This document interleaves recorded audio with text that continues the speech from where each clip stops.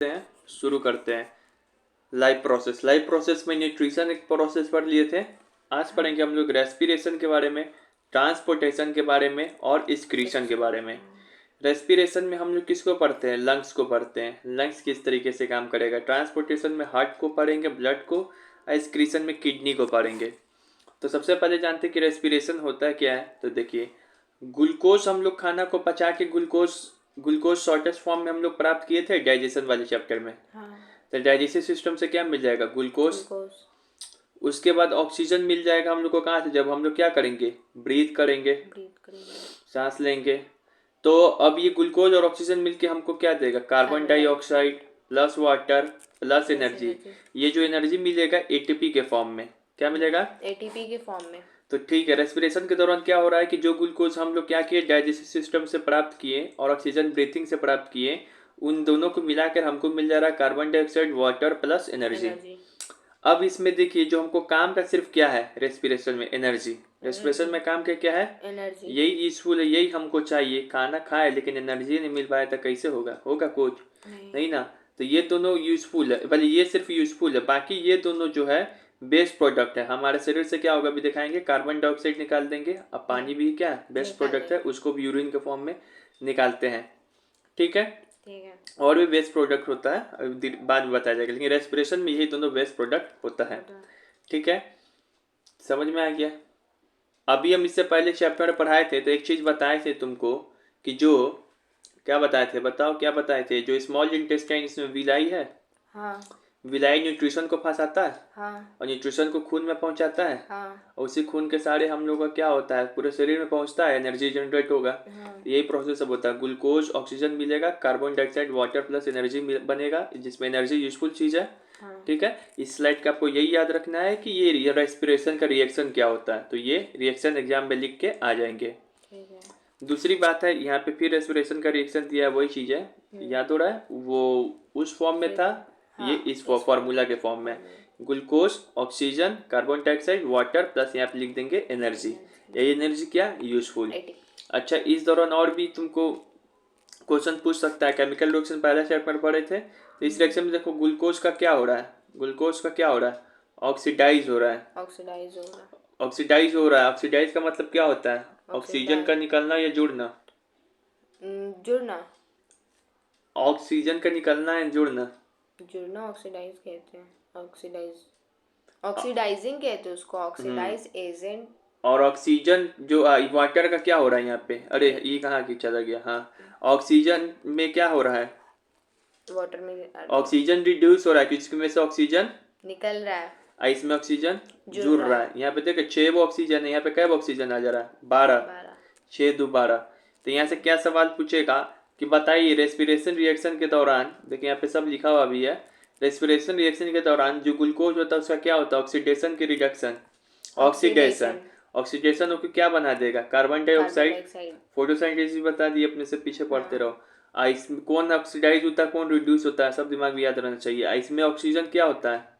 Reduce होता है। तो एक ऑक्सीडाइज हो रहा है, एक रिड्यूस हो रहा है, यानी कि ये रेस्पिरेशन रिएक्शन भी ऑक्सीडेशन रिएक्शन का एग्जांपल हो गया, बोले रिडक्स रिएक्शन का एग्जांपल हो गया कि नहीं? रिडॉक्स रिएक्शन का, हाँ।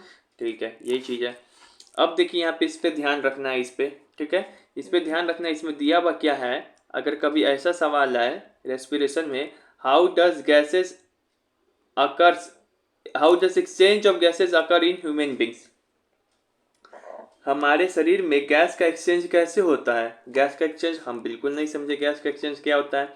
सवाल पहले समझे कि गैस का एक्सचेंज कैसे होता है ह्यूमन बॉडी में, हाँ। नहीं समझे, ये तो लिखा हुआ एक्सचेंज ऑफ गैसेस मतलब क्या कि मतलब हम लोग क्या करते हैं, ऑक्सीजन को लेते हैं। कार्बन डाइऑक्साइड बेकार चीज है कि नहीं है, हाँ। ये रेस्पिरेशन के दौरान बाहर निकालते हैं। तो ये लेते हैं निकालते हैं, कैसे होता है ये सब चीज? तो इसी का ये पूरा क्या लिखा हुआ है? प्रोसेस लिखा हुआ है। अब यहाँ पे देखिए, पहले एक फिगर दिखा दे रहे हैं, रुक जाइए, इसके बाद ऐसे स्क्रीन शुरू होगा। यहाँ देखो, रेस्पिरेशन में थोड़ा ऐसे चीज सब याद रखना है। इसको क्या बोलते हैं? नेसल कैविटी, नस बक्सा नहीं बोलते, नाक के अंदर होता है नेसल कैविटी, नोज के अंदर। उसके बाद क्या होता है? फेरिंग्स। क्या होता है? फिर एक होता है लैरिंग्स, फिर यहाँ से यहाँ तक होता है ट्रैकिया, फिर ट्रैकिया के बाद होता है ब्रोंकस, फिर ब्रोंकस के बाद होता है ब्रोंकियोलस, फिर होता है लंग्स। ठीक है, ये एक बार फिगर मन में याद हो गया, हाँ। ठीक है, मन में याद हो गया। अब चलिए यहाँ पे देखो, तो अब ये फिगर में पीछे दिखाए हैं। देखो एक्सचेंज ऑफ गैसेज होता है। एक्सचेंज ऑफ गैसेज मतलब क्या होता है? ऑक्सीजन को लेना है, कार्बन डाइऑक्साइड को बाहर निकालना है। ऐसे ही फिगर बना के लिखेंगे। नॉस्ट्रिल, नॉस्ट्रिल मतलब नाक का जो नक बक्सा होता है वो, जिसमें उंगली करता है ना नाक पे, उसी को बोलते हैं नॉस्ट्रिल। तो इसमें से एयर इंटर करता है कि नहीं? नाक में करता है। एयर इंटर करेगा तो यहाँ से क्या होगा? ऑक्सीजन आएगा। फिर ये एयर कहाँ जाएगा? Nasal passage. यहाँ पर एयर नेसल पैसेज में क्या होता है कि थोड़ा सा नाक के बाल होता है ना, वहां पर एयर फिल्टर होगा। क्या होगा? फिल्टर होगा एयर। तो फिर यहाँ पे ऑक्सीजन आएगा। अभी छोड़ो ऑक्सीजन को, नहीं देखो पहले ये सब समझो। फेरेंक्स, फिर उसके बाद क्या होता है? फेरेंक्स एक कॉमन जंक्शन है जहाँ से फूड भी पास होता है और ये एयर भी पास होता है। तो पूछेगा ऐसा कौन सा कॉमन पाथ है जो डाइजेस्टिव सिस्टम के लिए भी है और रेस्पिरेटरी सिस्टम के लिए भी है? तो बोलना वो है फेरेंक्स। क्या है? फेरेंक्स यानी पांडे जी क्या करेंगे? खाना भी खाएंगे और सांस भी लेंगे। ये सांस भी लेंगे। ठीक है, ऐसे याद करने का ट्रिक है। फिर होता है लायरिंक्स। फिर क्या होता है? लायरिंक्स। लायरिंक्स में वोकल कॉर्ड होता है जो कि क्या करता है? साउंड प्रोड्यूस करता है। फिर होता है ट्रैकिया। फिर क्या आता है? ट्रैकिया इस टाइप का एक पाइप होता है, इसको बोलते हैं विंड पाइप। इसको क्या बोलते हैं? Wind pipe. अब यहाँ से सिर्फ क्या जाएगा? एयर जाएगा, सांस जाएगा, एयर जाएगा। इसको बोलते हैं विंड पाइप। ये विंड पाइप, ठीक है। उसके बाद बोलते हैं ब्रोंकी। क्या होता है? ट्रैकिया किस में खुलेगा? फिर ब्रोंकी। फिर ब्रोंकी में होता है ट्रैकिया डिवाइड इनटू ब्रोंकी। फिर ब्रोंकी किस में खुलेगा? ब्रोंकियोल में। जो बहुत सारा ब्रोंकी जाके किस में खुलेगा? बहुत सारा ब्रोंकियोल में। बहुत सारा ब्रोंकियोल किस में खुल जाएगा? बहुत सारा एल्वुली में। ठीक है ना। एल्वुली में क्या होता है? सबसे इंपॉर्टेंट चीज यही है, यहीं पर गैस एक्सचेंज का साइट होता है। अभी कैसे होगा धीरे धीरे समझ में आएगा। फिर इसके नीचे ब्लड है। देखो क्या है कि ये सब फंक्शन समझ में आया? एक बार फिर से बता दे रहे हैं कि फंक्शन क्या है। कि सबसे पहले होता है नॉस्ट्रिल, फिर होता है नेसल पैसेज, फिर होता है फेरेंक्स, फिर होता है लैरिंक्स, फिर होता है ट्रैकिया, फिर होता है ब्रोंकी, फिर होता है ब्रोंकियोल, फिर होता है एल्वुलाई और नीचे में ब्लड है। इसमें से एयर इंटर करेगा, इसमें से क्या होगा? एयर फिल्टर करेगा। फेरेंक्स पांडे जी एयर और फूड के लिए कॉमन जंक्शन है। लैरिंक्स में वोकल कॉर्ड होता है जिससे साउंड प्रोड्यूस करते हैं। उसके सेकंड वॉइस बॉक्स इसको बोला जाता है, लैरिंक्स को बोला जाता है। फिर से उसके बाद ट्रैकिया जो है विंड पाइप होता है जिससे सिर्फ एयर जाता है। फिर ट्रैकिया किस में डिवाइड होगा? ब्रोंकी। फिर ब्रोंकी किस में डिवाइड होगा? ब्रोंकियोलस। फिर ब्रोंकियोलस किस में डिवाइड होगा? एयर एल्वुलाई में। एल्वुलाई सबसे इंपॉर्टेंट चीज है। यहाँ पर क्या होता है? गैसियस एक्सचेंज होता है। तो अब यहाँ पे देखिए ध्यान से, अब क्या होगा ना कि हवा घुस गया अंदर से, ऑक्सीजन। तो किस में जाएगा? नॉस्ट्रिल से नेसल पैसेज में, फिर नेसल पैसेज से फेरेंक्स में, फेरेंक्स से लैरिंक्स में, लैरिंक्स से ट्रैकिया से ब्रोंकी, ब्रोंकी से ब्रोंकियोल से एल्वुलाई। अब ये एल्वुलाई आ गया तो एल्वुलाई क्या करेगा? एल्वुलाई ऐसा गुच्छा टाइप का रहता है हमारे लंग्स में, ऐसा गुच्छा टाइप का रहता है छोटा छोटा, उसी को बोलते हैं एल्वुलाई। ये इसका काम क्या है? इसका काम ये है कि ये शरीर में बाहर से क्या करेगा? जो ऑक्सीजन आ रहा है ना, उसको ले लेगा। और इस ऑक्सीजन को क्या कर देगा? खून में यानी कि ब्लड में, देखो नीचे ब्लड है, ब्लड में मिला देगा। और ये ब्लड भाई साहब में क्या रहता है? ब्लड भाई साहब में एक हेमोग्लोबिन रहता है, पिगमेंट। ये हेमोग्लोबिन को ऑक्सीजन बहुत पसंद है। ऑक्सीजन से क्या करता है? बहुत प्यार करता है। तो ऑक्सीजन को अपने साथ चिपका के क्या ले जाएगा हमारे शरीर में। कहाँ ले जाएगा? बॉडी में ले जाएगा, पूरे शरीर में ले जाएगा। ठीक है, पूरे शरीर में ले जाएगा। और पूरे शरीर में क्या किया? ऑक्सीजन पहुंच गया। अब हमारे शरीर से वेस्ट प्रोडक्ट क्या बन रहा है? कार्बन डाइऑक्साइड भी तो बन रहा है। तो कार्बन डाइऑक्साइड जो बन रहा है वो पूरा शरीर से क्या आएगा? ये आएगा ब्लड में। फिर ब्लड से क्या सटा हुआ है? एल्वुलाई के ऊपर बहुत सारा ब्लड वेसल होता है। ब्लड वेसल मतलब जहाँ से खून बहता है। तो ये एल्वुलाई में चला जाएगा। कहाँ चला जाएगा? एल्वुलाई से फिर कहाँ चला जाएगा बताओ? ब्रोंकियोल में। फिर ब्रोंकियोल से कहाँ चला जाएगा? फिर ब्रोंकी से कहाँ चला जाएगा? ट्रैकिया से कहाँ चला जाएगा? लैरिंक्स से कहाँ चला जाएगा?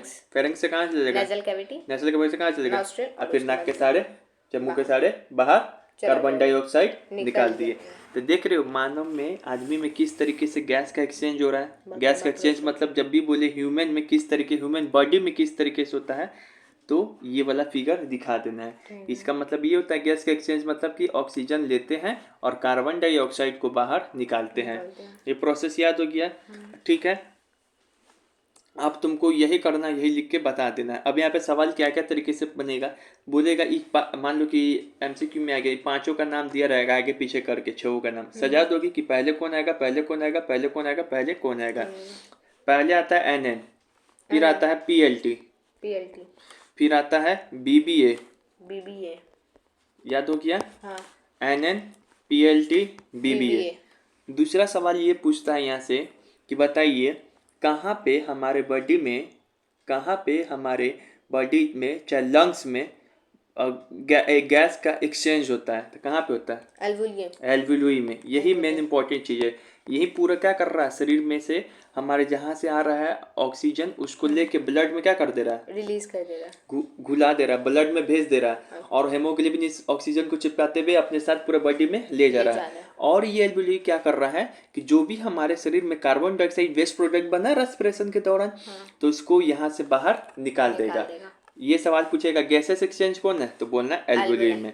उसके बाद तीसरा सवाल क्या पूछ सकता है कि बताइए कौन सा ऐसा, एक एक पर से कुछ कुछ पूछ सकता है कि बताइए किसको विंड पाइप बोलते हैं, तो बोलना है ट्रैकिया को बोलते हैं विंड पाइप।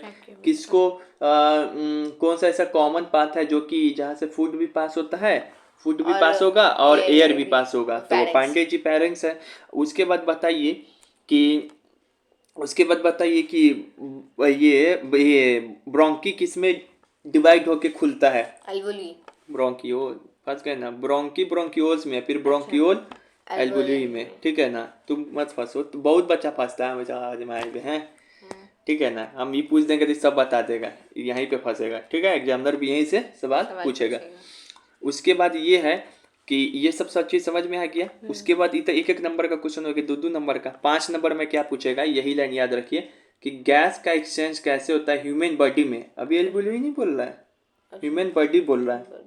तो ह्यूमन बॉडी बोल रहा है तो ऐसे लिख देंगे, ऐसे ऐसे एरो करके। उसके बाद ऐसे ऐसे क्या करेंगे, ऑक्सीजन जा रहा है, ऑक्सीजन जा रहा है, ऑक्सीजन जा रहा है। इन सभी को एक लाइन में ऐसे भी लिख सकते हो कि air comes, air filtered, common path पोड़ यहाँ, ऐसे से लंबा हम तो ऐसे से लिख दिए हैं, ठीक है ना। गलती से ऐसे पॉइंट दे देंगे, ऐसे एरो, ऐसे एरो बना देना। देखो एरो कैसे कैसे बना हुआ है, एक तरफ से ऑक्सीजन आ रहा है, एक तरफ से कार्बन डाइऑक्साइड बाहर निकल रहा है। बड़ा लंबा से बना दोगे, कहीं भी नहीं भी 5 नंबर है तो 4 नंबर तो आराम से मिल ही जाएगा, ठीक है ना, कहीं भी गलती करोगे तो। उसके बाद ये हो गया, तो बताओ अब क्या हो गया, हमने ये सवाल समझ लिया। दूसरा सवाल ये पूछता है कि एल्वुलई को ही एकदम मुख्य क्वेश्चन बनाकर पूछता है एग्जामिनर कि बताइए एल्वुलई के अंदर गैसेस एक्सचेंज कैसे होता है। ये तो ह्यूमन बॉडी ना पूछ रहा है, तो ह्यूमन बॉडी के अंदर सब ना आ जाएगा, तो सब का लिखेंगे बात। लेकिन स्पेशली अगर एग्जामिनर कहते हैं कि एल्वुलई का फंक्शन क्या है, ये एल्वुलई के अंदर गैसेस एक्सचेंज क्या होता है, तो सिर्फ हमको एल्वुलई के बारे में ही एग्जामिनर को बताना होगा। अब यहाँ देखिए, तो यहाँ पर यही एल्वुलई के बारे में, यहाँ पे देखो क्या सवाल है। यहाँ पे सवाल है कि how does gases exchange occur at alveoli. Alveoli में हमने सवाल क्या पूछा एग्जामिनर, एल्वुलई में, ह्यूमन बॉडी नहीं ना पूछ रहा है, तो उस सब बनाने का जरूरत है क्या, ऐसे ही सिर्फ एल्वुलई पर फोकस करेंगे। या फिर इसी को सवाल घुमा के पूछ सकता है what are the function of alveoli, alveoli का फंक्शन क्या है, या फिर एल्वुलई के पास गैसेस एक्सचेंज होता कैसे है।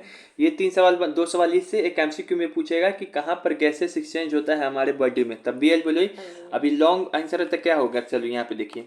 सबसे पहले तो एल्वुलई के बारे में बता दो कि भैया एल्वुलई क्या है। तो एल्वुलई इज वैल्यूम लाइक स्ट्रक्चर, इसको ऐसे भी करके दिखा सकते हो, ठीक है। अच्छा, इसे गोला गोला कर देना, और यहाँ से एक दो वो ब्लड वेसल इसे रहता है, ठीक है ना, इसे इसे टाइप कर रहता है, उसी में क्या करता है, खून को भेजता है। तो ऐसे करके बता देना। वैल्यूम लाइक स्ट्रक्चर है कि नहीं है, ये provide a site for the gases exchange. बात सही कि नहीं, साइट प्रोवाइड करता है, जगह प्रोवाइड करता है, किसके लिए, गैसेस एक्सचेंज के लिए। Alveoli are connected with blood vessel, हम देखा है कि नहीं कि ब्लड वेसल है कि नहीं होता है एल्वुलई के ऊपर, यही में तो वो खून आता है तो वहां पर भेजेगा। एल्वुलई को खून से मुलाकात कैसे होगा, तो उसके ऊपर ब्लड वेसल बहते रहता है। उसके बाद एल्वुलई का फंक्शन क्या, पहले तो एल्वुलई को बता दिए हम, अब एल्वुलई का फंक्शन जानेंगे कि एल्वुलई में एक बार ऑक्सीजन एक्सचेंज होता है, एक बार कार्बन डाइऑक्साइड एक्सचेंज होता है। एक्सचेंज मतलब ऑक्सीजन को लेगा और कार्बन डाइऑक्साइड को कैसे बाहर निकालेगा वो देखेंगे।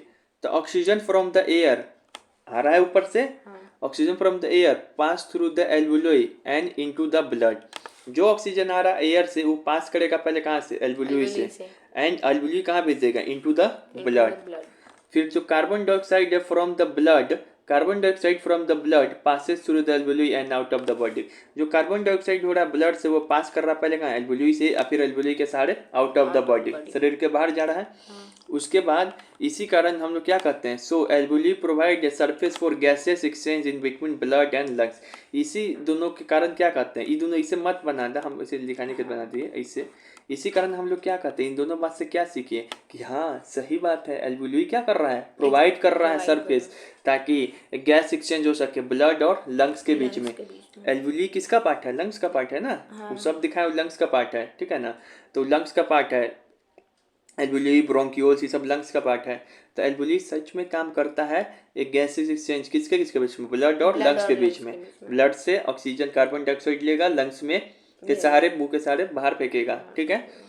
अब उस, ठीक है, ये समझ में आया कि नहीं आया। यहाँ पे देखो नीचे में एक पॉइंट लिख दिए नोट, ये एग्जाम इतना ही तक आंसर उसका हो गया। ये अपने मन से मैं एक पॉइंट लिखे हैं कि बताइए कि ब्लड में हेमोग्लोबिन होता है, बताए ना क्या होता है, हेमोग्लोबिन होता है जो ऑक्सीजन को अपने साथ चिपका लेता है और ऑक्सीजन का ट्रांसपोर्टेशन करने पूरे शरीर में मदद करता है। ये सही 1 पॉइंट का है, याद रखना है, ठीक है। तो अब यहाँ से सवाल तुम बना दोगे, एग्जामिनर को बता दोगे ना कि एल्वुली का फंक्शन क्या है, एल्वुली कैसे काम करता है, ये एल्वुली है क्या। तो तुम क्या करोगे, बता दोगे भैया पहले एल्वुली है क्या, बैलून लाइक स्ट्रक्चर है, गैसेस एक्सचेंज के लिए प्रोवाइड साइड करता है और कनेक्टेड रहता है ब्लड वेसल से। ऐसे ऐसे फिगर करके दिखा दोगे एल्वुलोई है, इसके ऊपर ब्लड वेसल है। उसके बाद इसका फंक्शन है, एक बार ऑक्सीजन एक्सचेंज करता है, एक बार कार्बन डाइऑक्साइड करता है। ऐसे फिगर करके ऐसे करके बना देना। ऑक्सीजन क्या आता है, जो एयर से आता है तो पास करता है एल्वुलोई से, then alveoli pass this oxygen into blood vessel या ब्लड, तब ब्लड में भेज देगा। बाकी जो कार्बन डाइऑक्साइड है, तो carbon dioxide comes from the blood and it pass through alveoli and alveoli send it back out of the body, ठीक है ना। एल्वुलोई इसको शरीर के बाहर करता है। इन दोनों से ये साबित हो जाता है कि एल्वुली प्रोवाइड करता है surface for the exchange of gases between blood and lungs. कुछ भी है एल्वुली के बारे में इतना ही बात लिख देना है, ठीक है। अब बताओ, अब तो इसका ये हेमोग्लोबिन के बारे में तो बात याद ही हो गया, तो यहाँ तक हो गया। चलिए अब यहाँ पे देखिए, अब यहाँ पर तुमको एक डेफिनेशन, एक डिफरेंस पूछता है ब्रीथिंग और रेस्पिरेशन के ऊपर। बच्चा को लगता है ब्रीथिंग भी सेम है, रेस्पिरेशन भी सेम है। ब्रीथिंग में क्या करते हैं हम लोग, सांस लेते हैं छोड़ते हैं, सांस लेते हैं छोड़ते हैं। लेकिन रेस्पिरेशन में क्या हो रहा है, सांस ही सब तो हो रहा है, वो सब चीज़ ठीक है, लेकिन इसमें खाना क्या हो रहा है, ब्रेक डाउन होके कार्बन डाइऑक्साइड के प्रेजेंस में कार्बन डाइऑक्साइड निकलता है प्लस और नहीं ऑक्सीजन, वाटर ही और एनर्जी निकलता है। ऑक्सीजन निकलता है कि कार्बन डाइऑक्साइड, कार्बन डाइऑक्साइड। चलिए यहाँ देख ले, ये वाला है ना, कार्बन डाइऑक्साइड निकलता है, ठीक है। ऑक्सीजन की मदद से क्या करते हैं, ब्रेक डाउन। ऑक्सीजन यही कौन पहुंचाता है, एल्वुली पहुंचाता है कि नहीं पहुंचाता है, ऑक्सीजन ही पहुंचाता है। उसके बाद हमको जो एनर्जी आता है उस एनर्जी को ले लेते हैं, यूजफुल करते हैं काम। लेकिन ब्रीथिंग में सब नहीं होता है, ब्रीथिंग क्या है, ये सब नहीं होता। अब चलिए डिफरेंस याद कर ले रहे हैं जल्दी से। इसका डिफरेंस क्या होता है कि इसका डिफरेंस होता है, it involves intake of oxygen and release of carbon dioxide. भैया सिर्फ ऑक्सीजन लीजिए, कार्बन डाइऑक्साइड छोड़िए, यही है ब्रीथिंग। लेकिन रेस्पिरेशन क्या है, एक कॉम्प्लेक्स प्रोसेस है।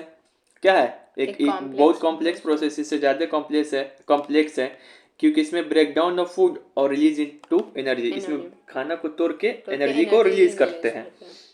It is a physical process exchange of gases, जिसमें सिर्फ गैस के एक्सचेंज करते हैं, ब्रीथिंग बस यदि कर रहे हैं, एनर्जी रिजनरेट नहीं हो रहा है। फिजिकल प्रोसेस है, लेकिन ये केमिकल प्रोसेस है, बायोकेमिकल प्रोसेस है, क्योंकि इसमें एनर्जी रिलीज होता है। दूसरा है, it involve the breathing organs, lungs, इसमें कौन सा ऑर्गन इन्वॉल्व होता है, ब्रीथिंग ऑर्गन। लेकिन इसमें क्या है, सेलुलर लेवल, सेल में हर एक जगह क्या होता है, ये काम कहाँ पे होता है रेस्पिरेशन का, सेल में, हर एक सेल में होता है, ठीक है ना, हर एक जगह होता है। इसमें सिर्फ लंग्स में होता है ब्रीथिंग का। तो अब बताइए, अब याद हो गया कि नहीं हो गया, रेस्पिरेशन और ब्रीथिंग में क्या अंतर है। ये सिर्फ इसमें क्या करते हैं, एक्सचेंज ऑफ गैसेस करते हैं, जबकि ये बहुत कॉम्प्लेक्स प्रोसेस है रेस्पिरेशन, और इसमें ब्रेकडाउन होता है ग्लूकोज का या फूड का इनटू एनर्जी। ये एक फिजिकल प्रोसेस है, ये बायोकेमिकल प्रोसेस है, और ये इसमें सिर्फ लंग्स इन्वॉल्व होता है। इसमें ये occurs at the cellular level, ये सेलुलर लेवल पे होता है, सेल में, ठीक है, सेल में हर एक जगह। अब ये तो हो ही गया, ठीक है ना। ये रिएक्शन याद रखना है, प्लस इसमें याद रखना है कि जो ग्लूकोज का होता है रेस्पिरेशन के दौरान ऑक्सीडेशन, और वाटर ऑक्सीजन का होता है वाटर में रिडक्शन। ये हो गया, 2 बार रिपीट हो गया। चलिए यहाँ पे देखिए, ये भी बहुत इंपॉर्टेंट चार्ट है ये। ये इसमें जो है ना, देखो हम लोग में क्या होता है, इस चार्ट को समझने से पहले समझो कि रेस्पिरेशन जो है ना, रेस्पिरेशन प्रोसेस वो 2 तरीके का होता है। एक होता है एरोबिक रेस्पिरेशन और एक होता है एनएरोबिक रेस्पिरेशन। जो एरोबिक रेस्पिरेशन होता है वो ऑक्सीजन की प्रेजेंस में होता है, लेकिन जो एनएरोबिक रेस्पिरेशन होता है वो ऑक्सीजन की अब्सेंस में होता है। ठीक है, तो हमारे शरीर में दोनों रेस्पिरेशन होता है, एरोबिक भी एनएरोबिक भी, लेकिन कुछ जानवर जो है उसमें सिर्फ एनएरोबिक रेस्पिरेशन होगा। अब बच्चा को होता है यहाँ पे धोखा कि ये दुख खत्म क्यों नहीं होता है इतना, कि इतना कॉम्प्लिकेटेड क्यों है। तो चलिए हम बताते हैं, बिल्कुल आसान है। देखिए हमारे अंदर एरोबिक भी होगा एनएरोबिक भी होगा, ठीक है ना। अब एरोबिक एनएरोबिक समझ में नहीं आ रहा है कैसे होगा, तो देखिए हम जैसा कि बोले एरोबिक रेस्पिरेशन होने के लिए क्या चाहिए, ऑक्सीजन।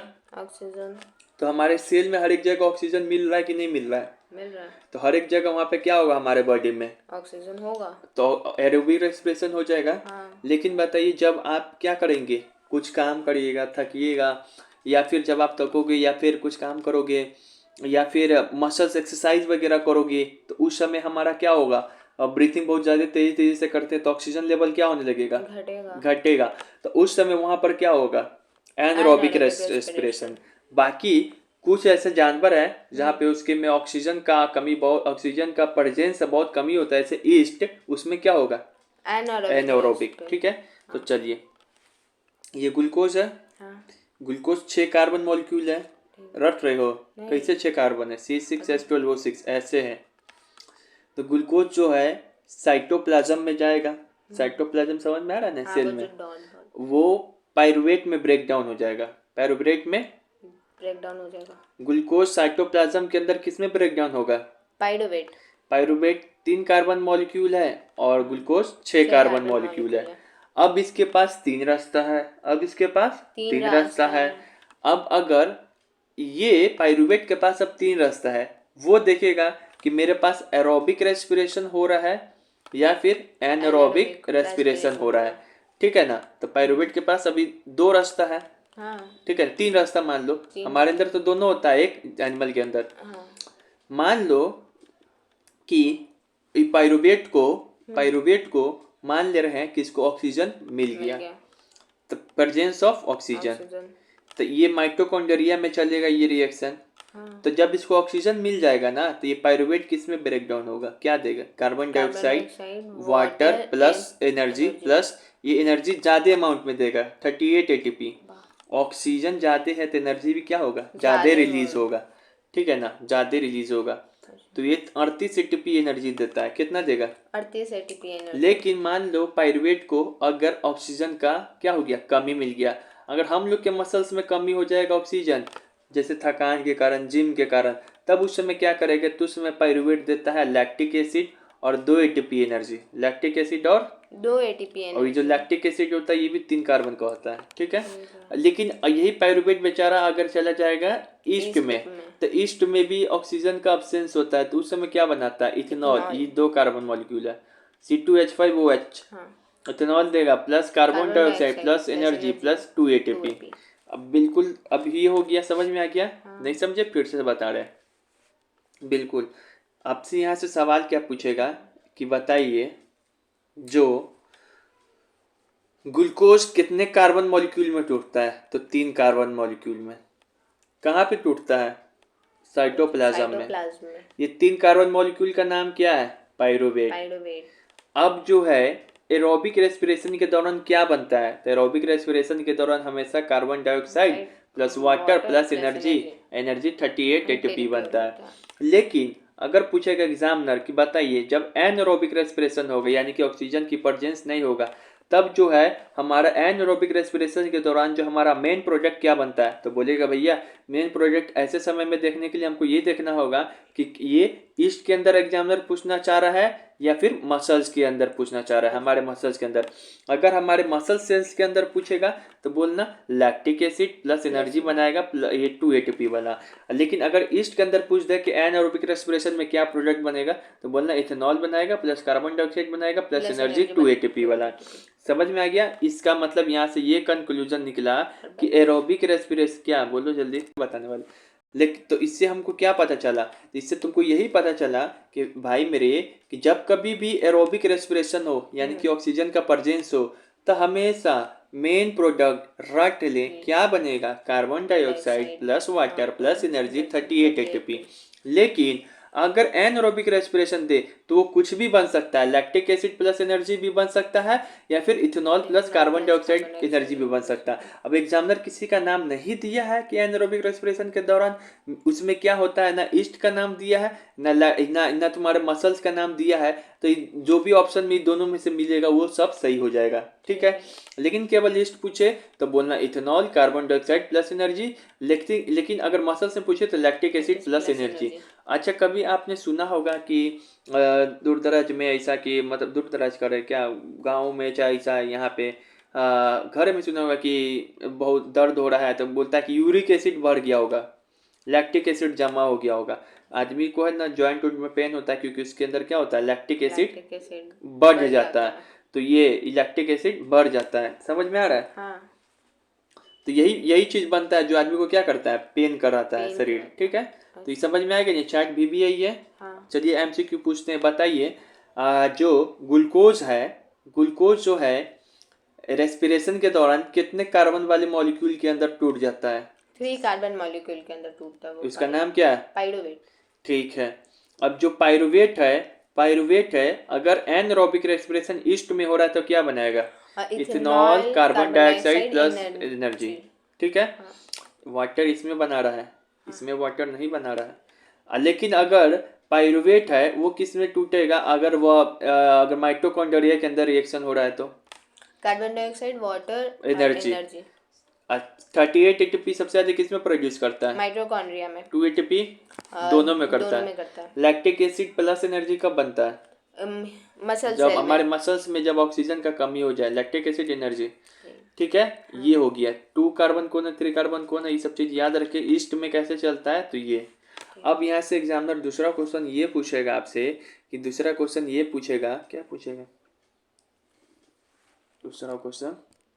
हाँ, ATP का फुल फॉर्म पूछता है एग्जामिनर। Adenosine triphosphate. हाँ, इसको याद कर लेना एक बार लिख के, एडिनोसिन ट्राइफॉस्फेट, ठीक है। अच्छा से स्पेलिंग याद करना, एडिनोसिन ट्राइफॉस्फेट। तो हम बता ही दिए कि हमारे अंदर पिछले वाले स्लाइड में हमने बताया था ब्रीथिंग और रेस्पिरेशन के बीच में अंतर। इस बारे में स्लाइड में बता रहा हूँ कि एरोबिक रेस्पिरेशन एनारोबिक रेस्पिरेशन में क्या अंतर है, क्योंकि हम जानते हैं कि रेस्पिरेशन जो है 2 टाइप्स का होता है, एरोबिक एनारोबिक। तो हम पता है कि एरोबिक रेस्पिरेशन कब होगा? जब ऑक्सीजन का प्रेजेंट होगा। Anaerobic respiration take place in the absence of oxygen, oxygen के एब्सेंस में होगा। जो इसमें क्या होता है एरोबिक रेस्पिरेशन में, कंप्लीट ब्रेकडाउन होगा इन एरोबिक रेस्पिरेशन। फूड का क्या होता है कंप्लीट, तभी तो 38 ATP दे रहा है। लेकिन अनएरोबिक रेस्पिरेशन में पार्शियल ब्रेकडाउन होता है, इसी कारण क्या देता है 2 ATP। फिर से यहाँ पे याद रखना है जो इन प्रोडक्ट होता है एरोबिक रेस्पिरेशन में, हमेशा एरोबिक रेस्पिरेशन में जो इन प्रोडक्ट होता है क्या देगा? Carbon dioxide water plus energy, वो भी कितना 38 ATP। लेकिन एनारोबिक रेस्पिरेशन में 2 चीज प्रोडक्ट मिल सकता है, अगर वो ईस्ट के अंदर होगा तो ethanol carbon dioxide plus energy, लेकिन वो हमारे मसल सेल्स में होगा तो क्या देगा? लैक्टिक एसिड प्लस एनर्जी, वो भी 2 ATP। फिर जो एरोबिक रेस्पिरेशन है ज्यादा एनर्जी देता है, एनारोबिक रेस्पिरेशन कम एनर्जी देता है। ईस्ट में कौन सा रेस्पिरेशन होता है? एनारोबिक। तो यहाँ से समझ में आ गया एरोबिक एनारोबिक क्या है।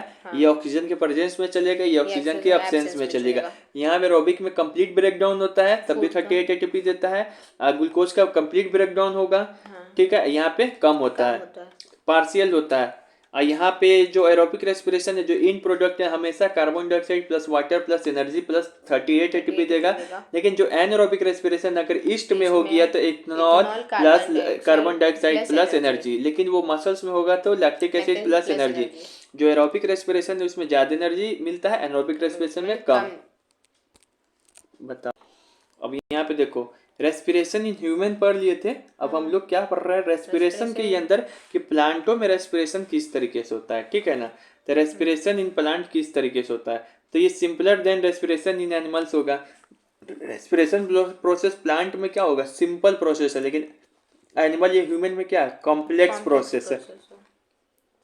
रेस्पिरेशन में क्या करते हैं, गैस का एक्सचेंज करते हैं, ठीक है ना। तो प्लांट में जो होता है ना रेस्पिरेशन, जो होता है गैस का एक्सचेंज, हम लोगों में कहाँ से हो रहता है गैस का एक्सचेंज, सिर्फ एल्वोलरी से, साइट वही ना।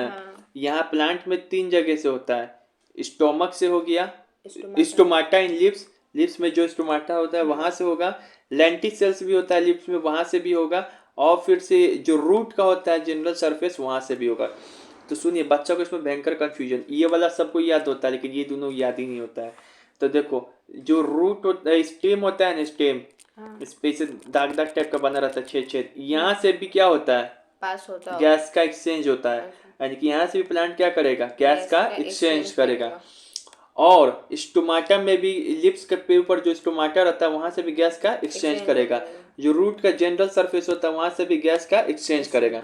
अब यहाँ पे एक बात इंपॉर्टेंट है, प्लांट में जब रेस्पिरेशन होगा तो ऑक्सीजन लेगा और कार्बन डाइऑक्साइड छोड़ेगा। फोटोसिंथेसिस नहीं चल रहा है, ये रेस्पिरेशन प्रोसेस है, उल्टा होता है इसमें। फोटोसिंथेसिस में क्या करते हैं, खाना बनता है, खाना बनता है। रेस्पिरेशन में क्या हो रहा है, यही खाना टूट के कार्बन डाइऑक्साइड निकल जाता है। इसी कारण कहा जाता है कि पूछेगा कभी एग्जामिनर ऐसा क्वेश्चन कि ठीक है ना, कि बताइए कि पेड़ के नीचे क्यों नहीं सोना चाहिए रात में, तो प्लांट में रात में इस कारण नहीं सोना चाहिए कि प्लांट रात में रेस्पिरेशन प्रोसेस करता है। क्या करता है, रेस्पिरेशन, जिस दौरान वह कार्बन डाइऑक्साइड को छोड़ता है और ऑक्सीजन को लेता है। तो ऑक्सीजन को लेगा तो हमारे अंदर का भी तो ऑक्सीजन को लेगा, वहाँ आसपास का ऑक्सीजन को कमी कर देगा, और कार्बन डाइऑक्साइड को छोड़ेगा, तो कार्बन डाइऑक्साइड तुम्हारे लिए क्या है, हानिकारक, वेस्ट प्रोडक्ट है। समझ में आ गया। रात में क्यों नहीं सोना चाहिए, because in night plant take oxygen and produce carbon dioxide, ठीक है। यहाँ पे यही दिया हुआ, यही चीज है। यहाँ पे देखिए क्या दिया हुआ है कि 2 major process which involve the exchange of gases in plant.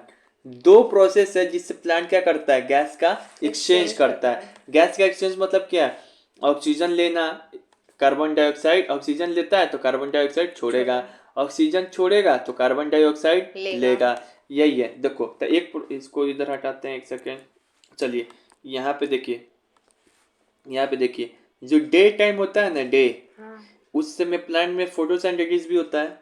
तो इस समय प्लांट क्या करता है, कार्बन डाइऑक्साइड को लेता है और ऑक्सीजन को छोड़ता है। लेकिन जो रात के समय होता है ना, वो प्लांट में रेस्पिरेशन होने लगता है। तो जब रात में रेस्पिरेशन होगा तो इस समय प्लांट क्या करेगा, ऑक्सीजन को लेगा और कार्बन डाइऑक्साइड को छोड़ेगा। नाइट टाइम में क्या होता है, फोटोसिंथेसिस तो होता नहीं है, क्योंकि फोटोसिंथेसिस होने के लिए लाइट चाहिए, तो सिर्फ रेस्पिरेशन होता है। तो इस दौरान क्या करेगा, ऑक्सीजन लेता है और कार्बन डाइऑक्साइड को छोड़ता है। तो यही याद रखेंगे, आपसे कभी एग्जामिनर पूछेगा बताइए 2 मेजर प्रोसेस, 2 प्रोसेस ऐसे बताइए जिसमें गैस क्या करता है, एक्सचेंज करता है प्लांट में। तो सही फिगर बनाएंगे, ऐसे ही करेंगे, लाइट डे टाइम करेंगे, एक नाइट टाइम, और फोटोसिंथेसिस लिखेंगे, रेस्पिरेशन इसमें बता देंगे कि इसमें क्या करता है, फोटोसिंथेसिस में ऑक्सीजन कार्बन डाइऑक्साइड छोड़ता है और ऑक्सीजन छोड़ता है ना, फोटोसिंथेसिस अच्छा चीज है, ऑक्सीजन छोड़ता है और कार्बन डाइऑक्साइड लेता है, और रेस्पिरेशन उसी का उल्टा। समझ में आ गया। अब उतना बच्चा की तरह बार बार इसे नहीं बताया जा सकता, ठीक है। अब देखिए अभी स्टोमाटा बताए हैं, क्या बताया अभी थोड़ा देर पहले, क्या बताया कि स्टोमाटा नहीं, अभी हम बताए हैं वो प्रोसेस बताए। अभी क्या सीखे तुम लोग प्लांट में, रेस्पिरेशन के बारे में, प्लांट के रेस्पिरेशन के बारे में, कि प्लांट में रेस्पिरेशन का कितना प्रोसेस है। तुम बोले एक है फोटोसिंथेसिस और एक है रेस्पिरेशन, वो अलग बात है।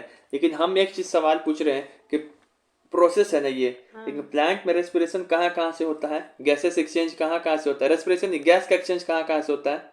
अच्छा, स्टोमाटा से होता है, स्टोमाटा लिप्स के ऊपर जो स्टोमाटा रहेगा वहां से, और जो ऊड के अंदर छेद होता है उसको क्या कहते हैं, लेंटिसेल ऑफ स्टीम, एक रूट हेयर से, ठीक है।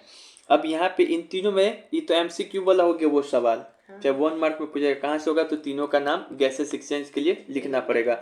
लेकिन आपसे एग्जामिनर क्या पूछेगा, स्टोमाटा के ऊपर हर एक बार क्वेश्चन पूछता है कि बताइए यहाँ पे दो चीज़ें, स्टोमाटा जब पढ़ोगे इधर आते हैं, स्टोमाटा ये है, स्टोमाटा जब पढ़ोगे तो यहाँ से सवाल पूछेगा सबसे पहली बात कि बताइए स्टोमाटा का स्ट्रक्चर बना के दिखाइए, स्टोमाटा का फंक्शन क्या है, स्टोमाटा क्या है, स्टोमाटा में जो गार्ड सेल होता है वो क्या है। तो चलिए हम बताते हैं, यहाँ देखिए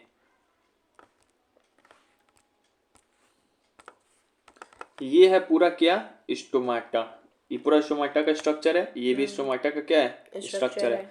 स्टोमाटा में ये जो होता है गार्ड सेल होता है, क्या होता है, गार्ड सेल होता है। गार्ड सेल, नाम से लग रहा है गार्ड, दरवाजा खोलना बंद करना, तो ये चीज क्या है, गार्ड सेल। ये ओपन स्टोमाटा का फिगर है, ये क्लोज स्टोमाटा का फिगर है।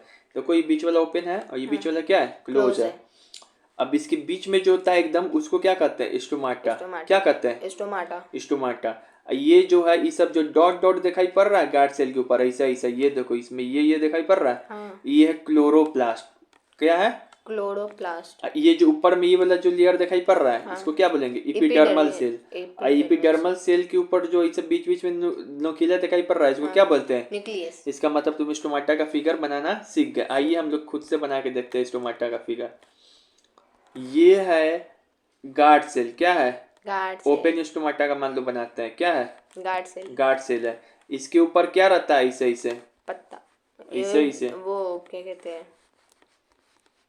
ये क्या है, इपिडर्मल सेल। एपिडर्मल सेल है। इसके ऊपर बीच बीच में ऐसा जो ऐसा रहेगा उसको क्या कहते हैं, न्यूक्लियस, और न्यूक्लियस कहते हैं। और ये जो गार्ड सेल के ऊपर में इसे दबा दबा रहेगा उसी को कहते हैं क्लोरोप्लास्ट। और ये जो है ये क्या है, गार्ड सेल है। और बीच में क्या है, स्टोमाटा है। बस नहीं समझ में आया तो हम कुछ नहीं कर सकते। फिर स्टोमाटा का फिगर है, याद रखिए, एग्जामिनर पूछेगा स्टोमाटा का फिगर बना के दिखाइए, तो स्टोमाटा का फिगर क्या करेंगे, बना के। गार्ड सेल भी पूछेगा तो ये दिखा देंगे, ओपन स्टोमाटा बोलेगा तो बीच में क्या करेंगे, छेद छोड़ देंगे, और यहाँ पे बोलेगा तो बीच में ये होल बंद कर देंगे। ठीक है। अब स्टोमाटा में क्या क्या पाया जाता है, तो ये फंक्शन या एपिडर्मल सेल पाया जाता है, गार्ड सेल पाया जाता है, स्टोमाटा पाया जाता है, क्लोरोप्लास्ट, न्यूक्लियस पाया जाता है। इस ठीक है। अब यहाँ पे पहले समझते हैं, यहाँ पे सवाल के यहाँ पर सवाल कैसे पूछेगा स्टोमाटा के ऊपर, तो यहाँ पर देखते हैं सवाल कैसे पूछेगा। What are the function of stomata, एक तो ये सवाल पूछेगा। दूसरा, what are the function of guard cell, guard cell. Stomata के बारे में पूछेगा तो क्या है, तो पहले स्टोमाटा के बारे में यहाँ तक जानेंगे। यहाँ से अगर पहला वाला क्वेश्चन पूछेगा तो इसका आंसर यहाँ तक लिखाएगा स्टोमाटा के बारे में। स्टोमाटा क्या है, the outermost layer of the cell, plant cell, is called epidermis and is very porous. जो आउटर मोस्ट लेयर होता है वह एपिडर्मस होता है, और वो क्या होता है, बहुत ही पोरस होता है। This pores are called stomata. थोड़ा अल्टर डेफिनेशन इसको याद करना होगा। इसी पोर को क्या बोलते हैं, छेद छेद को नहीं बोले अभी। हाँ। पोर्स मतलब छेदा होता है, उसको क्या बोलते हैं, होल को, stomata. The stomata helps in the transpiration and exchange of gases.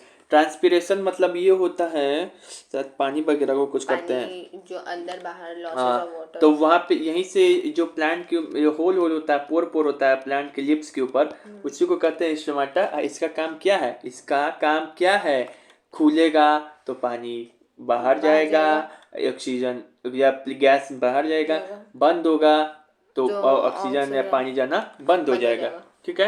हाँ। तो ये स्टोमाटा का फंक्शन हो गया। गार्ड सेल का फंक्शन क्या है, तो अभी बताए हैं, गार्ड सेल ये स्टोमाटा के अंदर ऐसे था। ये क्या करता है, ये देखो, the opening and closing of stomata occurs due to guard cell. अच्छा, नहीं समझ में आया। कभी कभी स्टोमाटा का मुंह खुलता है, कभी कभी बंद होता है। तो खुलने बंद करने का काम कौन करता है, इसका गार्ड सेल। ये दोनों स्टोमाटा के मुंह पे खड़ा रहता है, यही दोनों स्टोमाटा का मुंह मिलके क्या करता है, खोलता है, बंद करता है। ये तो समझ में आएगा स्टोमाटा है क्या। हाँ। लेकिन ये खोलता बंद करता कैसे है, कैसे काम करता है गार्ड सेल। तो मान लो जब स्टोमाटा ओपन हो रहा है, open the stomata, when water enter the stomata open and guard cell swells up या टर्जिड। जब क्या हो रहा है, पानी आ रहा है। जब क्या हो रहा है, पानी आ रहा है, तो स्टोमाटा को पानी से, भले ये गार्ड सेल को पानी से क्या है, लव है, लव। तो क्या करेगा, अपने दिल का दरवाजा खोल देगा, अब पानी अंदर में चला जाएगा। तो स्टोमाटा क्या हो जाएगा, ओपन हो जाएगा, और गार्ड सेल क्या हो जाएगा, स्वेल्स अप मतलब फूल जाएगा। प्रपोज मार दी तो क्या हो जाएगा, फूल जाएगा, टर्जिड हो गया। लेकिन क्लोजिंग द स्टोमाटा, जब वाटर क्या करेगा, लूज करेगा, तो स्टोमाटा सेल्स क्या हो जाएगा, क्लोज क्लोज हो जाएगा। जब पानी लूज कर देगा मतलब पानी बाहर निकलेगा तो क्या होगा, स्टोमाटा क्लोज हो जाएगा और गार्ड सेल क्या हो जाएगा, श्रिंक हो जाएगा, उसी को बोलते हैं फ्लैसिड। ठीक है ना, तो ये से काम करता है। चलिए फिर भी नहीं समझ में आएगा, आइए बताते हैं। एग्जामिनर क्या क्वेश्चन पूछेगा, पहला क्वेश्चन पूछ दिया। पहला क्वेश्चन ये पूछेगा, बताइए स्टोमाटा का फिगर बना के या गार्ड सेल का, तो ये पूरा बना दीजिएगा। एग्जाम में बना के आ गए। दूसरा क्वेश्चन ये पूछेगा कि स्टोमाटा का फंक्शन बताइए, तो ये स्टोमाटा का फंक्शन यहाँ तक बता देंगे कि स्टोमाटा क्या है। इधर देखो, जो लिप्स है इसके ऊपर जो पोर पाया जाता है, इसको करते हैं स्टोमाटा, और ये पोर हेल्प करता है ट्रांसपीरेशन के लिए और एक्सचेंज ऑफ गैसेस के लिए। ठीक है। दूसरा क्वेश्चन ये पूछेगा कि गार्ड सेल क्या है, गार्ड सेल का फंक्शन क्या है, तो गार्ड सेल का फिगर बना देंगे। जब भी गार्ड सेल स्टोमाटा इस दोनों में से किसी का भी क्वेश्चन पूछे तो फिगर बोले या ना बोले बनाना अति आवश्यक है। ठीक है। तो गार्ड सेल बोले तो बोलना है कि देखो गार्ड सेल क्या चीज था, गार्ड सेल यही है, ये क्या करता है ना कि जब ये स्टोमाटा के मुंह को ओपन करता है और उसको खोलता है। ठीक है ना, it will control the opening and closing of stomata. पहला पॉइंट याद हो गया गार्ड सेल के बारे में। अब गार्ड सेल में 2 पॉइंट लिखना है, पहला पॉइंट वो लिख देना है, एक पॉइंट इधर एक पॉइंट इधर लिखना है। यहाँ पर क्या लिखना है, जब गार्ड सेल क्या हो रहा है, ओपन हो रहा है, तो गार्ड जब स्टोमाटा क्या हो रहा है, ओपन हो रहा है, तो तो पानी क्या होगा, अंदर आएगा, enter water enter guard cell swell and stomata open. Guard cell फूल जाएगा या टर्जिड हो जाएगा, स्टोमाटा ओपन हो जाएगा।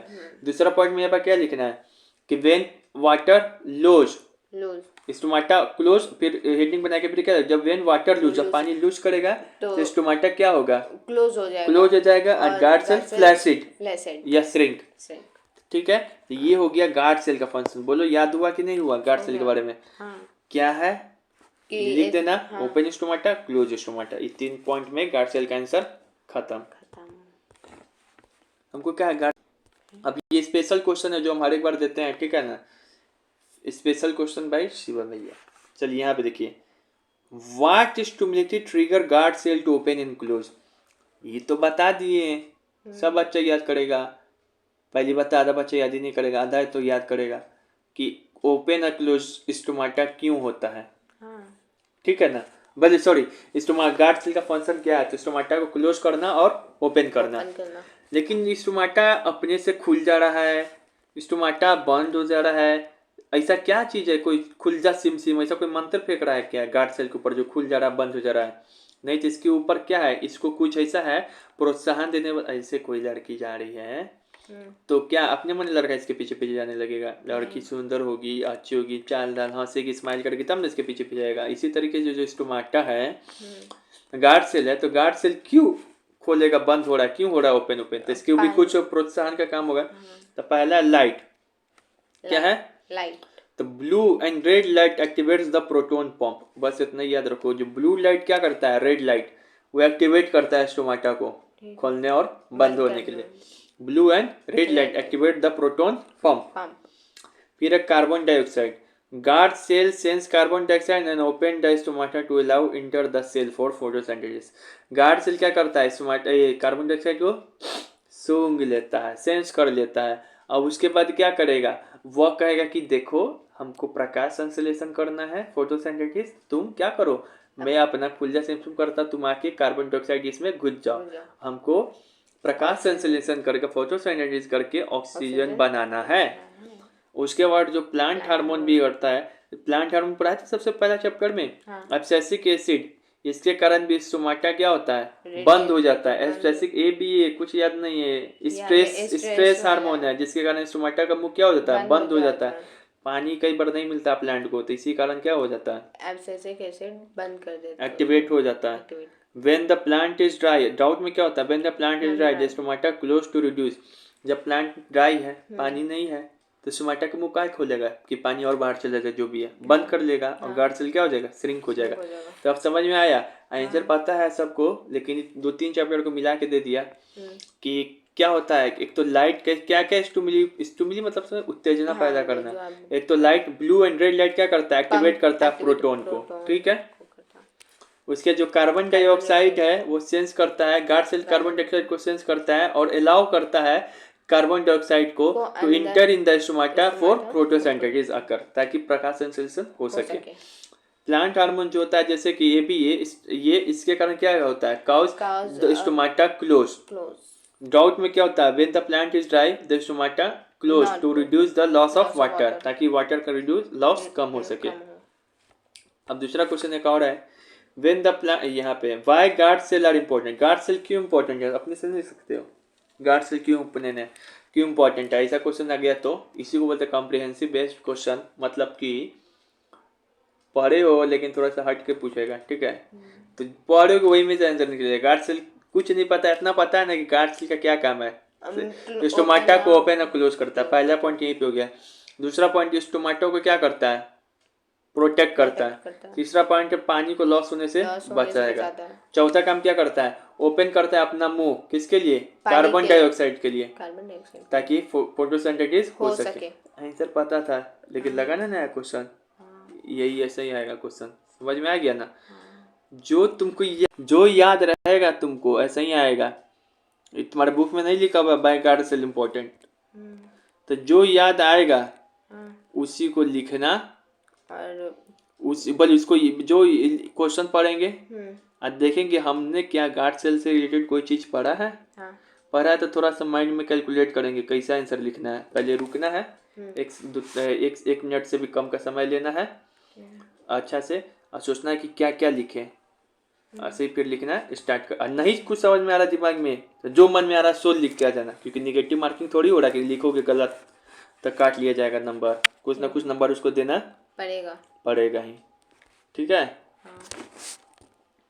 अब यहाँ पे देखो, in which colour light photosynthesis is maximum, ये भी बहुत भयानक क्वेश्चन है, बच्चों को भयंकर कंफ्यूजन होता है, मार क्या जाएगा क्या कि ग्रीन लाइट में क्या होता है, प्रकाश संश्लेषण फोटोसिंथेसिस सबसे ज्यादा है ना, ग्रीन में होता है, नहीं होता है ग्रीन में, मैक्सिमम होता है रेड में, फिर उसके बाद ब्लू में सबसे मिनिमम किस में होता है, ग्रीन में, मैक्सिमम रेड में होता है, उसके बाद ब्लू में होता है, रेड में फिर ब्लू में। आंसर क्या होगा, रेड नहीं दिया रहता तो ब्लू, लेकिन मिनिमम पूछता तो ग्रीन। अब यहाँ पे देखिए, हम लोग क्या किए, रेस्पिरेशन इन ह्यूमन देख लिए, आदमी में देख लिए, रेस्पिरेशन इन कहाँ देख लिए, प्लांट में देख लिए। अब कुछ जो रेस्पिरेशन है एनिमल में देखेंगे, एनिमल में भी दो तरीके का रेस्पिरेशन होता है। कुछ जो एनिमल है वो पानी में रहते हैं तो वो करेंगे एक्वेटिक रेस्पिरेशन, कुछ जो एनिमल है जमीन पर रहते हैं तो क्या करेंगे, टेरेस्ट्रियल रेस्पिरेशन। एक सेकेंड यहाँ चलिए, तो कुछ जो रेस्पिरेशन वहाँ करेगा यहाँ पे, हाँ कुछ जो रेस्पिरेशन ऐसे करेगा वैसे करेगा, ठीक है समझ में आ गया। देखिए एक्वेटिक रेस्पिरेशन कौन करेगा, जो पानी के अंदर रहेगा जीव। टेरेस्ट्रियल कौन करेगा, जो लैंड पे रहेगा। अच्छा एक बात बताइए कि पानी के अंदर है एक, ये पानी के बाहर कोई जानवर है, तो बताइए पानी के बाहर क्या है, एयर में है, यानी वो जानवर एयर से कांटेक्ट में है। और यहाँ पे कोई जानवर होगा पानी के अंदर है, तो ऑक्सीजन कहाँ ज्यादा होगा, एयर में ऑक्सीजन ज्यादा होगा कि पानी के अंदर, एयर के अंदर, एयर के पास होगा ना। तो एयर टेरेस्ट्रियल जानवर के पास ज्यादा ऑक्सीजन होगा कि नहीं होगा, कि एक्वेटिक जानवर के पास, टेरेस्ट्रियल के पास, एक्वेटिक के पास ऑक्सीजन क्या होगा, कम होगा। तो यही बात याद रखे, याद रहे पानी में ऑक्सीजन कम रहता है, तो ऐसे एक्वेटिक एनिमल को ज्यादा ब्रीथिंग करना पड़ता है, नहीं समझे, चलिए बता रहे। ये तो पॉइंट याद हो गया कि पानी में ऑक्सीजन कम रहता है और एयर में ऑक्सीजन ज्यादा रहता है। इसका ज्यादा बेनिफिट किसको है ब्रीथिंग के लिए, टेरेस्ट्रियल रेस्पिरेशन को, एयर वाले को, जो जमीन पे रहते हैं। तो देखो पानी में ऑक्सीजन कम है ना, तो इसको अपना एनर्जी, एक्वेटिक को अपना ये एनर्जी जनरेट करने के लिए, रेस्पिरेशन करने के लिए ब्रीथिंग क्या करना पड़ेगा, ज्यादा करना पड़ेगा। वो एकदम बहुत तेजी से क्या करेगा, ब्रीथिंग करेगा, ऐसे ही से करेगा। देखो तो मछली को भी पानी में वो ज्यादा ब्रीथिंग करेगा, इसका ब्रीथिंग रेट क्या होगा, हाई, क्योंकि इसको ज्यादा काम करना पड़ेगा ऑक्सीजन लेने के लिए, क्योंकि पानी के अंदर ऑक्सीजन का मात्रा क्या होता है, कम। और जो टेरेस्ट्रियल है इसके अंदर एयर में क्या होता है, ऑक्सीजन बहुत होता है। क्यों होता है बहुत, क्योंकि एयर के कांटेक्ट में रहता है, इसका ब्रीथिंग रेट क्या होगा, कम कम होगा। होगा। उल्टा नहीं मार देना, हाँ, ठीक है ना। ऑक्सीजन होता है पानी में कम, तब ब्रीथिंग रेट किसको ज्यादा करना पड़ेगा? पानी वाले को। लेकिन ऑक्सीजन रहता है एयर में ज्यादा, तो ब्रीथिंग रेट किसका कम होगा? जमीन वाले, ठीक है, यही चीज है।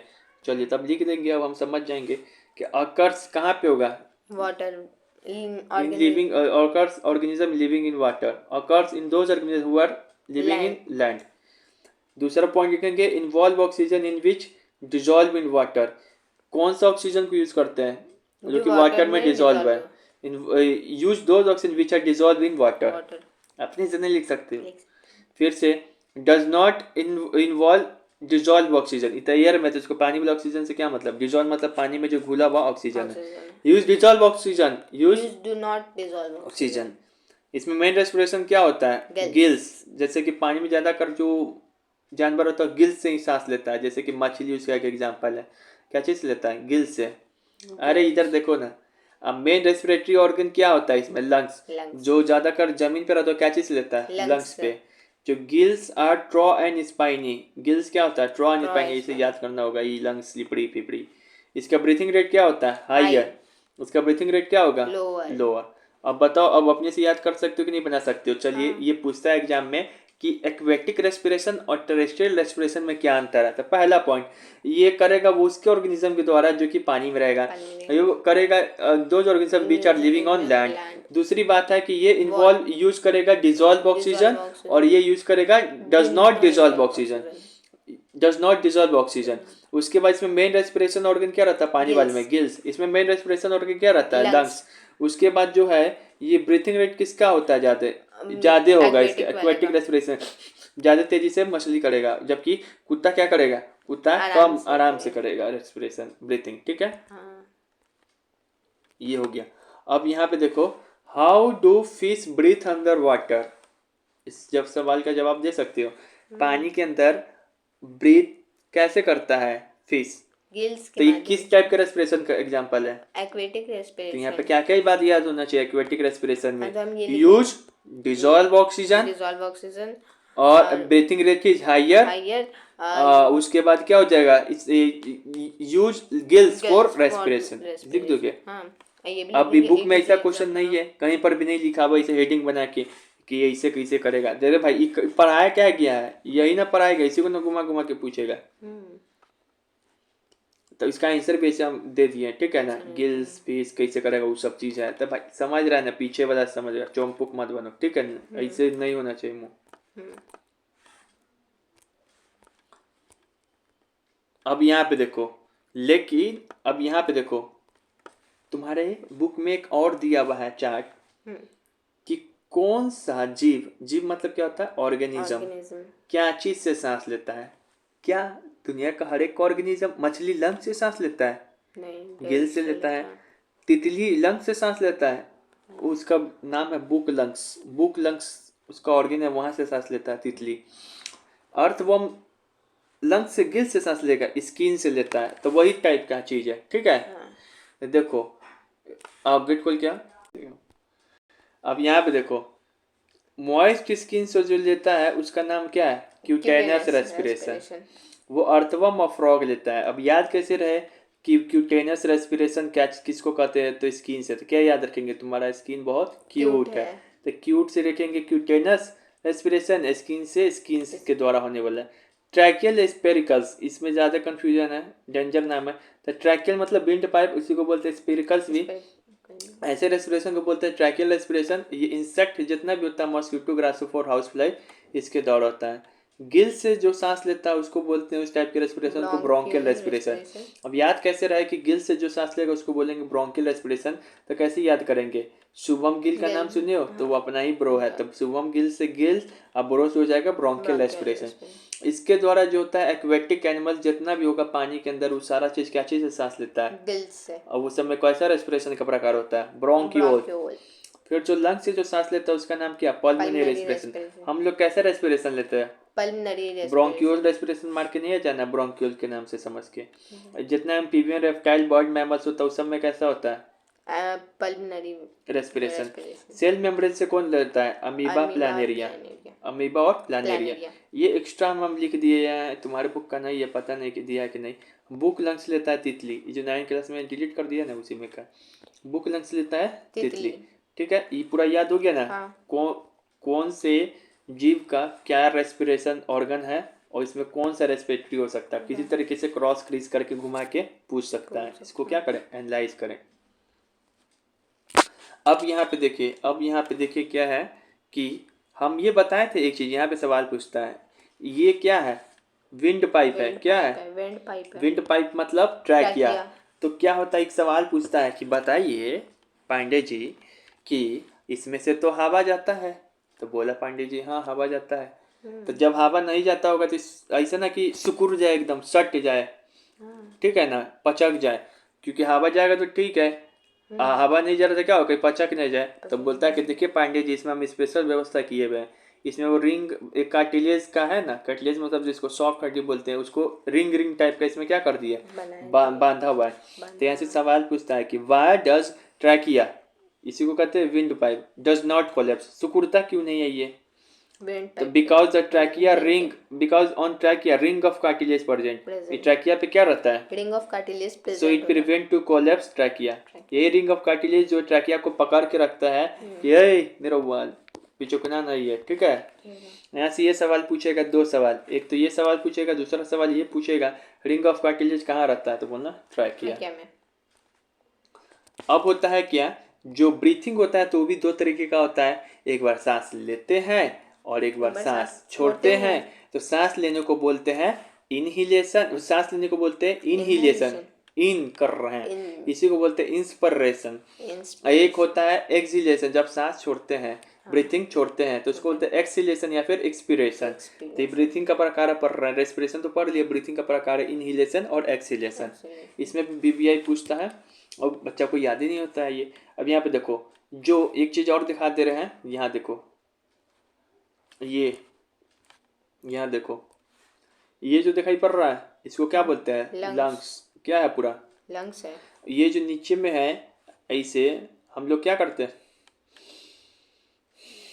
बाहर सांस कैसे निकालते हैं, तो जो नीचे में रहता है डायफ्राम, ऊपर की ओर उठता है, इसको बोलते हैं डायफ्राम। क्या बोलते हैं, डायफ्राम। यहीं पे देखोगे रिंग ऑफ रिब्स टाइप का, हड्डी टाइप का पसली उसली होता है, ये सब चीज। ठीक है, चलिए डायफ्राम समझ गए ना किसको बोलते हैं, ये है डायफ्राम। ऐसे से यही धक्का मारता है नीचे से कि हमके मुंह से हवा बाहर आता है। ठीक है ना, चलिए यहाँ देखिए, इनहिलेशन एक्सहिलेशन का हिंदी तो सब बच्चों को पता चल ही गया है कि इनहिलेशन का मतलब क्या होता है, सांस लेना, और एक्सहिलेशन का सांस छोड़ना। अब ये पूछता है दोनों में डिफरेंस क्या है। तो जब पहले ये वो याद करेंगे उसी का उल्टा क्या हो जाएगा, इनहेलेशन। इनहिलेशन याद करेंगे उसी का उल्टा क्या हो जाएगा, एक्सहेलेशन। ठीक है ना, इनहिलेशन याद कर रहे हो, याद रखो किसको याद करने जा रहे हो, इनहेलेशन। इनहिलेशन का मतलब सांस को लेना, सांस को लेना है। ठीक है, इनहिलेशन इसको बोलते हैं इंस्पिरेशन। तो जब इस समय सांस को लो, जब सांस लेंगे ना तो जो डायफ्राम है वो सिकुड़ जाएगा। क्या हो जाएगा, सिकुड़ जाएगा, ऐसे हो जाएगा, सिकुड़ जाएगा। जब सांस छोड़ेंगे तो डायफ्राम क्या हो जाएगा, रिलैक्स हो जाएगा। और इसी समय डायफ्राम और क्या होता है इसके साथ, जो डायफ्राम का मसल वो सिकुड़ जाएगा, लेकिन जो डायफ्राम हो जाएगा क्या हो जाएगा, डाउनवर्ड चला जाएगा और फ्लैट हो जाएगा। फिर जो एयर करेगा इंटर में थ्रू द लंग्स, लेते हैं तो लंग्स से थ्रू कर आता है अंदर में, और जो रिब केज है वह अपवर्ड चला जाएगा और आउटवर्ड चला जाएगा। रिब्स कहाँ चला जाएगा, अपवर्ड आउटवर्ड। नहीं समझ में आया, चलिए हम बताते हैं, इधर है, पहले एक बार और आते हैं। मसल्स क्या होता है डायफ्राम का, कॉन्ट्रैक्ट। डायफ्राम क्या होता है, डाउनवर्ड और बिकम्स फ्लैट। रिब्स क्या होता है, अपवर्ड और आउटवर्ड। ठीक है, चलिए अब बताइए, जब इनहिलेशन कर रहे हैं, सांस ले रहे हैं, तो क्या क्या हो सकता है। जो डायफ्राम क्या होगा, इसके मसल्स का क्या हो जाएगा, कॉन्ट्रैक्ट। डायफ्राम का क्या होगा, डाउनवर्ड और फ्लैट हो जाता है। रिब का क्या होगा, अपवर्ड हो जाता है और आउटवर्ड, अपवर्ड और आउटवर्ड। अब इसी का उल्टा कर देंगे तो वो हो जाएगा। वो दोनों याद करने की जरूरत नहीं है, एक ही एक को ही याद याद करें। करें। इसी का उल्टा उल्टा करते जाए। इसमें डायफ्राम कॉन्ट्रैक्ट हो रहा था, इसमें डायफ्राम क्या हो जाएगा? रिलैक्स हो जाएगा। इसमें डायफ्राम डाउनवर्ड हो जा रहा, फ्लैट हो जा रहा था, इसमें डायफ्राम क्या हो जाएगा? अपवर्ड हो जाएगा और डोम शेप। डोम से इसमें इंटर करेगा एयर, इसमें बाहर बाहर करेंगे। करेगा। इसमें रिफ क्या हो जाएगा? अपवर्ड है तो इसमें डाउनवर्ड हो जाएगा और आउटवर्ड, इनवर्ड इसमें हो डाउनवर्ड जाएगा। इनवर्ड। उसमें भी और चीज देखिए, अगर यहाँ तक भी याद कर दोगे तो ये अपने याद हो जाएगा। यहाँ पे देखो डायफ्राम क्या हो रहा है? डाउनवर्ड डाउनवर्ड है। और फ्लैट। फ्लैट। यहाँ रिप क्या हो जाएगा? डाउनवर्ड के किस में चेंज करेंगे? अपवर्ड। अपवर्ड। अब फ्लैट को आउटवर्ड। आउटवर्ड। ऐसे ही याद करोगे, अपने से करके देखना पड़ेगा। अभी लग रहा है ना डाउनवर्ड इनवर्ड, दिमाग खराब हो जाएगा, पागल हो जाएगा एग्जाम में। ठीक है ना? ठीक है। चलो फिर से याद करा रहे हैं, ये तो हमको भी याद नहीं है। जो डायफ्राम होता है उसका मसल्स क्या होता है? कॉन्ट्रैक्ट होता है। कॉन्ट्रैक्ट। थोड़ा सोच सोच के याद करेंगे। जो डायफ्राम होता है ये बताओ, सांस लेंगे, सांस ले रहे हैं तो क्या हो रहा है? डाउनवर्ड हो जाता है। डाउनवर्ड, हाँ डाउनवर्ड हो जाता है। क्या हो रहा है? डाउनवर्ड हो जाएगा डायफ्राम। डाउनवर्ड और और उसको क्या कहते हैं? फ्लैट। डाउनवर्ड और फ्लैट। फ्लैट हो जाएगा। जो रीप होगा वो क्या होगा? अपवर्ड अपवर्ड हो जाएगा और और आउटवर्ड। आउटवर्ड हो जाएगा। एक और ट्रिक मिल गया। डी से डायफ्राम था, डी से क्या होगा? डाउनवर्ड। और ये फ्लैट हो जाएगा। वाह। इसका उल्टा ही क्या हो जाएगा? रीप। रीप। रीप क्या हो जाएगा? अपवर्ड अपवर्ड और आउटवर्ड। आउटवर्ड, बाहर की ओर और ऊपर की ओर। अब इसमें आता है डायफ्राम क्या हो जाएगा? मसल्स। रिलैक्स हो जाता है। Diaphragm muscle relax. लेकिन इसमें डायफ्राम क्या हो जाएगा? अपवर्ड अपवर्ड होता है और डोम शेप। डोम से इसमें रिप्स क्या हो जाएगा? इसी का उल्टा करो, डाउनवर्ड हो अपवर्ड जाएगा। रहते क्या हो जाएगा? इसी का उल्टा कर दो, डाउनवर्ड डाउनवर्ड और इनवर्ड हो जाएगा। इनवर्ड। अब क्या है टीचर के लिए, वो तो 1 मिनट में बोल के लिख जाएगा। या अपवर्ड डाउनवर्ड में पागल हो जाता है बच्चा। वो तो हम लोग के भी एग्जाम में आता है कभी कभी ऐसा सवाल, तो हम लोग पागल हो जाते हैं। दिखाएं तो अरे 10 का थोड़ी है रे, अभी भी कोई एग्जाम पूछ देता है। ऑक्सीजन लेते हैं इनहेलेशन में, चेस्ट क्या होता है? वॉल्यूम इंक्रीज हो जाता है। ये भी पॉइंट नहीं है तुम्हारे बुक में, पॉइंट बुक तुम्हारे में नहीं डाला गया। रिप केस क्या हो जाता है? अपवर्ड और आउटवर्ड। डायफ्राम क्या हो जाता है? कॉन्ट्रैक्ट और डाउनवर्ड। एयर प्रेशर क्या हो जाता है? लंग्स में घट जाता है। सांस लोगे तो सांस लेना को क्या कर, सांस कैसे लेते हैं? ये भूल गए होगे, छोड़ते ही लेते हैं। और ऐसे करते हैं तो एयर प्रेशर क्या होता है? लंग्स में घट जाता है। इसी का उल्टा ये होता है। समझ में आ गया? इनहेलेशन एक्सहेलेशन याद हो गया कि नहीं याद हो गया? याद हो गया। याद हो गया। और ये है, ये तो बस इसी तरह फिगर दे दिए लास्ट में, याद रखिए कई एग्जाम में भी आ जाए। एग्जाम में तो इतना हार्ड डाइव नहीं करेगा पहली बार। लंग्स का कहीं आ सकता है, लंग्स एक बार देख लो कैसे बनाया जाता है। ठीक है? या रेस्पिरेटरी सिस्टम ऐसे कर देना, ऐसे कर देना, ये दिखा देना बिन पाइप है, ये यहाँ गया ब्रोंक्यूल्स, बहुत सारा क्या ब्रोंक्यूल, ये लंग्स है, एक लंग्स ये है। ठीक है? ये हो गया, ये हो गया, ये है डायफ्राम, ये है डायफ्राम। ये कभी ऐसा क्वेश्चन तो नहीं पूछा है, नहीं तुम्हारे बुक में दिया है ऐसा लाइन, हमको नहीं पता उतना, नहीं दिया है सर, ये नहीं दिया, लेकिन हम ये बता दे रहे हैं। कई बार आदमी जो होता है ना, देखोगे आदमी को कुछ नहीं हुआ, वो मर गया, कैसे गिर के, उसका डायफ्राम में टूट जाता है।